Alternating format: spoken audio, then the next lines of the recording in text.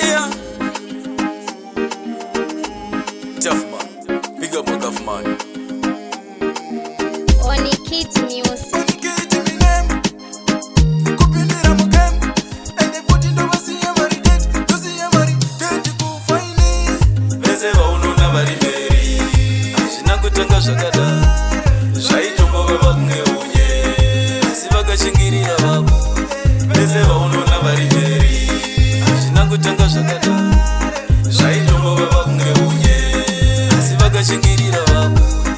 Asiyese maruva uchaimwa zvimwe zvacho ndezvekusiyana nazvo ukuvaona vachifamba nebenzi dzimwe nguva padhini hadzibatewo wakakomborerwa zvako mwana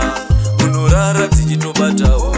usina mhiko yaunocha kuchora vamwe vakadzi haikona kurara vese vaunoona vari mberi hazvina kutanga zvakada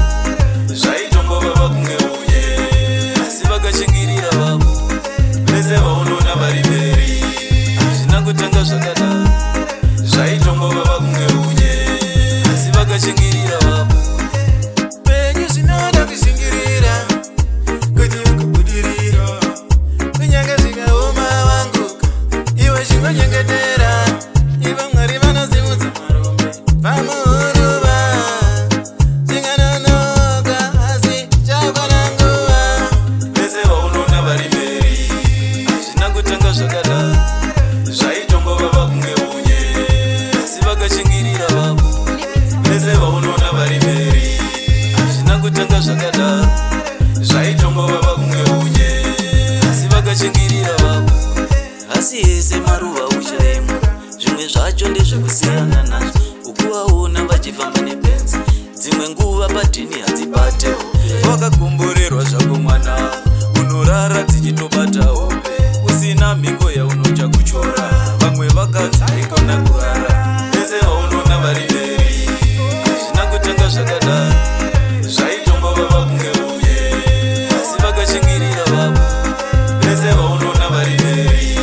hazvina kutanga zvakada zvaitombova vakunge unye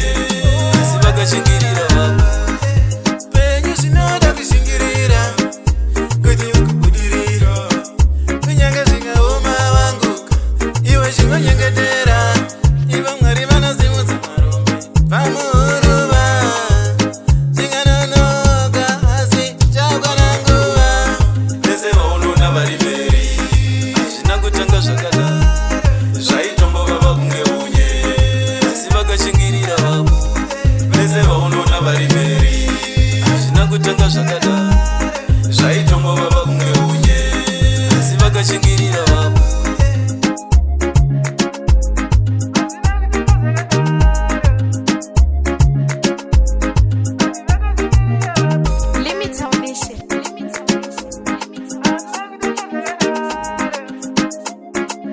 Onikit Music.